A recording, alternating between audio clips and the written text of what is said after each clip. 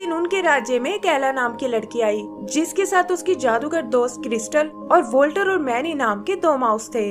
उन्होंने किसी तरह उस विच को मार डाला, लेकिन मरते हुए विच ने एला को एक स्टोन में बदल दिया। एलेक्स को उसका सैक्रिफाइस देखकर बहुत दुख होता है और वो अपनी लाइफ पावर उसे देकर वापस माउस बन जाता है। तब से एला और उसके फ्रेंड्स कोई ऐसा तरीका ढूंढ रहे हैं जिससे वो एलेक्स को फिर से इंसान बना सके। ऐसे ही एक दिन क्रिस्टल भागती हुई एला के पास आती है और बताती है कि उसने श्राप को तोड़ने वाला स्पेल ढूंढ लिया है। इसके लिए वो उन्हें कुछ चीजें लाने को बोलती है, जैसे ब्लैक फेदर, रेनबो एग और ब्लू फ्लावर का स्टेमिन। इन सब को मिलाकर वो एक मैजिकल पोशन बनाती है, लेकिन एलेक्स पर इसका कोई असर नहीं होता और उल्टा वो उसे घायल कर देती है। क्रिस्टल समझ जाती है कि अभी वो एक परफेक्ट जादूगर नहीं बन पाई है और इसीलिए उसके स्पेल्स अच्छे से काम नहीं कर रहे। तभी उसकी नजर स्पेल बुक के ऑथर पर पड़ती है, जिसका नाम डॉक्टर नोइटोल है, और उन्हें लगता है कि वो शायद उनकी मदद कर सकता है। एला एलेक्स से वहीं पैलेस में रुकने को कहती है और अपने दोस्तों के साथ उस ऑथर के घर पहुंच जाती है। वो देखते हैं कि उसका घर मैजिक से भरा हुआ है, लेकिन बहुत बुलाने पर भी वो उनके सामने आने से मना कर देता है। तब एला उसे सारी बात बताती है और उसकी प्रॉब्लम सुनकर वो उनसे मिलने को तैयार हो जाता है। वो देखते हैं कि ये डॉक्टर असल में एक टोर्टोइज है और उसे अपनी नॉलेज पर बहुत ही घमंड है। थोड़ा भाव खाने के बाद वो फाइनली उन्हें एक क्लू देने को तैयार हो जाता है और बताता है कि तुम्हारी मदद लाइफ स्टोन नाम का एक जेम ही कर सकता है, जो समुद्र पार फॉरेस्ट क्वीन के कैसल में रखा हुआ है। लेकिन साथ ही वो उन्हें वॉर्न भी करता है कि वहाँ तक पहुँचना बहुत मुश्किल है और अगर तुम क्वीन तक पहुँच भी गए तो वो तुम्हें लाइफ स्टोन कभी नहीं देगी।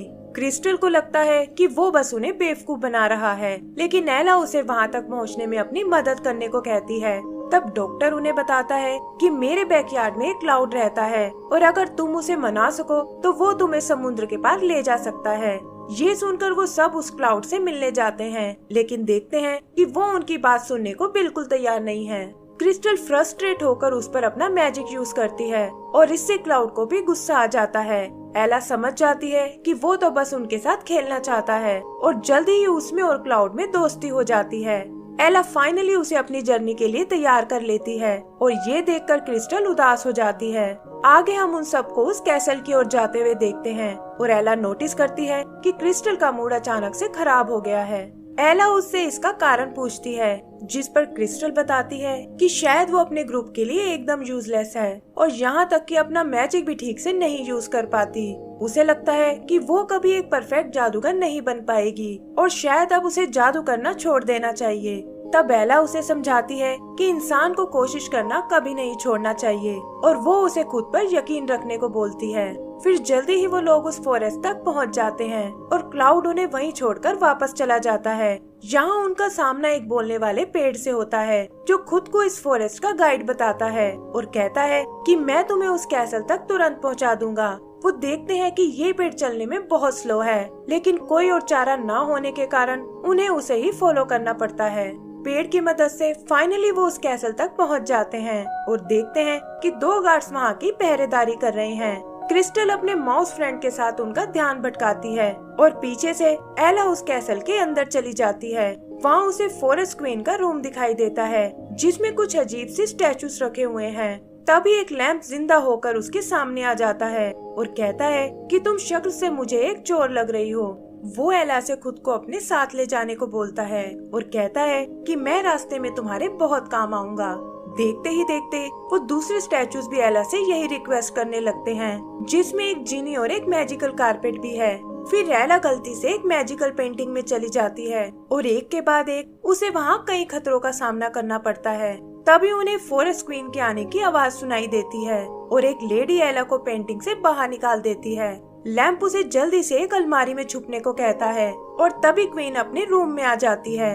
वो समझ जाती है कि यहाँ जरूर कुछ गड़बड़ हुई है और अपने मैजिक से एला को अलमारी से बाहर निकाल देती है। वो एला से इस तरह यहाँ आने का कारण पूछती है और तभी उसे ढूंढते हुए क्रिस्टल और वो माउस वहाँ आ जाते हैं। क्वीन को लगता है कि ये सब शायद यहाँ चोरी करने आए हैं और वो एक एक करके उन सबको कैद कर लेती है। तब एला उसे बताती है कि हम तो यहाँ उस लाइफ स्टोन को लेने आए थे ताकि अपने फ्रेंड एलेक्स की मदद कर सकें। लेकिन फॉरेस्ट क्वीन उन्हें बताती है कि तुम लोगों ने यहाँ आने में देर कर दी, क्योंकि लाइफ स्टोन को तो डेजर्ट क्वीन ने पहले ही चुरा लिया है। तब एला उससे एक डील करती है कि अगर हम लाइफ स्टोन को वापस ले आए तो आप हमें उसे अपने फ्रेंड पर यूज करने दोगी। फॉरेस्ट क्वीन उन्हें समझाती है कि डेजर्ट क्वीन बहुत ही खतरनाक है और तुम लोग उसका मुकाबला नहीं कर पाओगे, लेकिन एला पीछे हटने को बिल्कुल तैयार नहीं होती। लैम्प और बाकी स्टैचूज भी क्वीन को उनका ऑफर एक्सेप्ट करने को कहते हैं और कुछ सोचकर वो उनकी बात मानने को तैयार हो जाती है। फिर वो उन्हें आगे जाने के लिए एक मैप देती है और लैम्प को एक कड़े में बदलकर एला के हाथ पर बांध देती है ताकि वो उन सब पर नजर रख सके। आगे का सीन डेजर्ट कैसल का है, जहाँ ओलाफ इस सारे प्लान की जानकारी डेजर्ट क्वीन को देता है, लेकिन उसे लगता है कि वो बच्चे उसका कुछ नहीं बिगाड़ पाएंगे। तब ओलाफ कहता है कि आपको अपनी आर्मी के लिए एक जादूगर की जरूरत थी और मैं क्रिस्टल को बहलाकर आपके पास ला सकता हूँ। बदले में आपको मेरा किंगडम पाने में मेरी मदद करनी होगी और डेजर्ट क्वीन भी इसके लिए तैयार हो जाती है। इधर आगे बढ़ते हुए एला को एक शॉर्टकट नजर आता है, लेकिन क्रिस्टल को लगता है कि उन्हें इस रास्ते पर आगे नहीं जाना चाहिए। वो अपने मैजिक से इधर उधर खतरा ढूंढने लगती है, लेकिन एला उसे समझाती है कि तुम बेवजह ही ओवर रिएक्ट कर रही हो और हर जगह मैजिक यूज करने की कोई जरूरत नहीं है। इस बात को लेकर उन दोनों में बहस हो जाती है और क्रिस्टल गुस्से में उन्हें छोड़कर चली जाती है। यहीं हम ओलाफ को देखते हैं जो छुप कर उन पर नजर रख रहा था और वो क्रिस्टल से मिलने उसके पीछे जाता है। आगे एला और उसके साथियों को एक हट दिखाई देती है जिसमें ढेर सारा खाना रखा हुआ है। तभी एक पिंजरा एला को कैद कर लेता है और पता चलता है कि ये एक शैतान बिल्ली का घर है। वो वोल्टर को पकड़कर खाने की कोशिश करती है, लेकिन देखती है कि वोल्टर को उसकी बनाई डिशेस बहुत पसंद आई हैं। ये देखकर उसे बहुत खुशी होती है क्योंकि वो हमेशा से एक शेफ बनना चाहती थी, लेकिन कोई भी उसकी डिशेस को पसंद नहीं करता था। एला को ये सुनकर क्रिस्टल का ध्यान आता है और वो सोचती है कि ना जाने वो किस हाल में होगी। उधर ओलाफ क्रिस्टल से मिलने आता है और उसे बताता है कि तुम्हारे दोस्तों को तुम्हारी स्किल्स की कोई कदर नहीं है और अगर तुम डेजर्ट क्वीन के साथ मिल जाओ तो वो तुम्हें एक पावरफुल जादूगर बना देगी। क्रिस्टल भी उसकी चालाकी को नहीं समझ पाती और डेजर्ट क्वीन का साथ देने को तैयार हो जाती है। इधर एला और मौसिस का सामना एक बियर से होता है और इससे पहले कि वो उन्हें चोट पहुंचा पाए, एला उसे अपने यहाँ आने का कारण बताती है।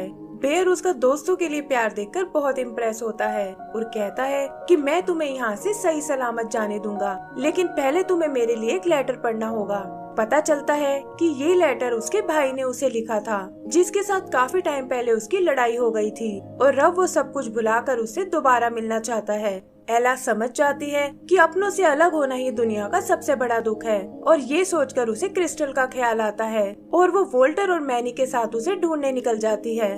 ओलाफ भी डेजर्ट में उन्हें देख लेता है और क्रिस्टल की मदद से वो उन तीनों को एक स्पेल में कैद कर लेते हैं। एला भी क्रिस्टल को उसके साथ देखकर बहुत हैरान होती है और उसे समझाती है कि तुम्हें इस आदमी पर विश्वास नहीं करना चाहिए, लेकिन क्रिस्टल पर इन बातों का कोई असर नहीं होता और वो उन्हें धोखेबाज और सेल्फिश बताती है। ओलाफ भी आग में घी डालने का काम करता है और कहता है कि अब तुम्हारी बातों से कोई फर्क नहीं पड़ता और जल्दी ही क्रिस्टल एक पावरफुल जादूगर बन जाएगी।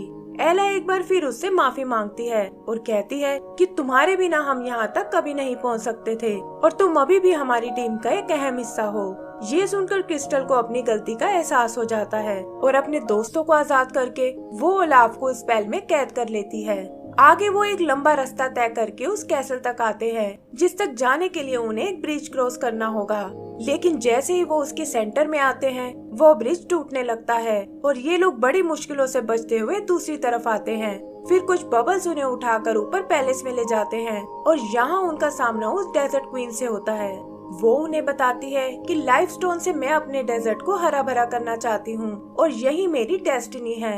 एला उससे किसी और तरीके के बारे में पूछती है, जिस पर क्वीन कहती है कि मुझे अपने काम के लिए एक जादूगर की जरूरत है और अगर क्रिस्टल यहाँ रहने को तैयार हो जाए तो मैं तुम्हें वो लाइफ स्टोन यूज करने के लिए दे सकती हूँ।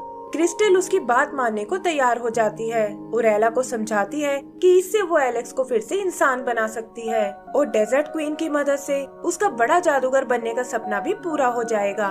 फिर डेजर्ट क्वीन उसके हाथ में वो लाइफ स्टोन देती है, लेकिन पता चलता है कि ये सब उसका एक प्लान था और उसने क्रिस्टल को अपने स्पेल में बांध लिया है। उसे कंट्रोल करके वो एला को पहाड़ी से नीचे गिरा देती है और क्रिस्टल को अपने साथ कैसल में ले जाती है। इधर एला किसी तरह बच जाती है और वोल्टर और मैनी के साथ ऊपर कैसल की ओर चढ़ने लगती है। उधर डेजर्ट क्वीन क्रिस्टल से एक बार फिर सोचने को कहती है और बताती है कि मैं तुम्हारा परफेक्ट जादूगर बनने का सपना पूरा कर सकती हूँ, लेकिन क्रिस्टल ऐसा करने से मना कर देती है।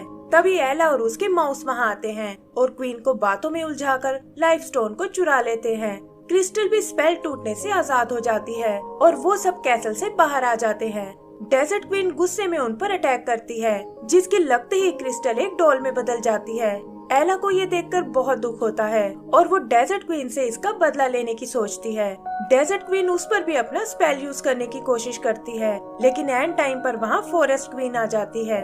फॉरेस्ट क्वीन एला से वो लाइफ स्टोन लाने को कहती है, क्योंकि उसके बिना वो डेजर्ट क्वीन का मुकाबला नहीं कर पाएगी। और ये सुनकर एला तुरंत उसे ढूंढने निकल जाती है। पता चलता है कि वो लाइफ स्टोन मैनी के पास है, लेकिन तभी उनके सामने ओलाफ आ जाता है। वो उनसे स्टोन छीनने की कोशिश करता है, लेकिन एला वहाँ आकर उस स्टोन को पकड़ लेती है। तभी वो माउस ओलाफ पर अटैक कर देते हैं और इसी हड़बड़ी में उनके साथ साथ एला भी पहाड़ी से नीचे गिरने लगती है। लेकिन इससे पहले कि वो लोग नीचे जमीन से टकराएं, क्लाउड वहाँ आकर उन्हें बचा लेता है और बताता है कि डॉक्टर ने उसे उनकी मदद करने भेजा है। फिर वो उड़ते हुए वापस कैसल की ओर आते हैं और देखते हैं कि डेजर्ट क्वीन ने फॉरेस्ट क्वीन को ट्रैप कर लिया है। एला किसी तरह बचते हुए उस स्टोन को फॉरेस्ट क्वीन की ओर उछालती है, लेकिन वो देखते हैं कि डेजर्ट क्वीन भी उसे पकड़ने आ रही है। तभी फॉरेस्ट क्वीन एला के हाथ में बंधे उस लैंप को एक्टिवेट करती है और उसकी रोशनी डेजर्ट क्वीन को चकाचौंध कर देती है। लाइफ स्टोन भी फाइनली फॉरेस्ट क्वीन की छड़ी तक पहुंच जाता है और वो डेजर्ट क्वीन को उड़ाकर दूर फेंक देती है। आगे हम उन सभी को फॉरेस्ट कैसल में देखते हैं, जहां क्वीन उन्हें बताती है कि वो एलेक्स और क्रिस्टल में से किसी एक को ही ठीक कर सकते हैं। तब एलेक्स उससे क्रिस्टल को जिंदा करने को कहता है, क्योंकि उसकी ये हालत उसी की वजह से हुई है और एला को भी उसकी बात माननी पड़ती है। फिर क्वीन स्टोन की पावर से क्रिस्टल को ठीक कर देती है और हम देखते हैं कि वो इस बार एक नए रूप में है। क्रिस्टल एलेक्स को माउस के रूप में देखकर बहुत हैरान होती है और तब फॉरेस्ट क्वीन उसे सारी बात बताती है और ये सुनकर क्रिस्टल को बहुत दुख होता है। आगे क्वीन उसे बताती है कि लाइफ स्टोन ने तुम्हारी मैजिकल पावर को बढ़ा दिया है, जिससे तुम भी एक परफेक्ट जादूगर बन चुकी हो और अब तुम फिर से अपना पहले वाला स्पेल ट्राई कर सकती हो। क्रिस्टल भी ये सुनकर खुश हो जाती है और अपने दोस्तों से स्पेल की चीजों को फिर से इकट्ठा करने को बोलती है। फाइनली उसके स्पेल से एलेक्स फिर से इंसान बन जाता है और इसी के साथ हमारी ये मूवी भी खत्म हो जाती है। तो दोस्तों, अगर आपको ये मूवी पसंद आई हो तो प्लीज हमें लाइक एंड सब्सक्राइब करना ना भूलें। Thank you.